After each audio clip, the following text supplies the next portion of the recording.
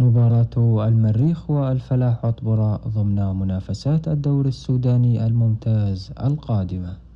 نستعرض لكم الغنوات الناغلة والموعد وأبرز تفاصيل هذه المباراة، ونذكر بنتيجة مباراة الذهاب حيث فاز المريخ على الفلاح عطبرة بهدفين دون رد.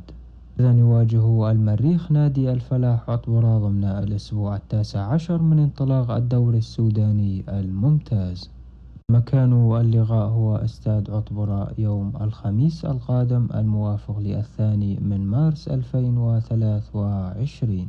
ومن المقرر بدء صافرة البداية عند الساعة 8 مساء بتوقيت مكة المكرمة، وعند الساعة 7 مساء بتوقيت السودان.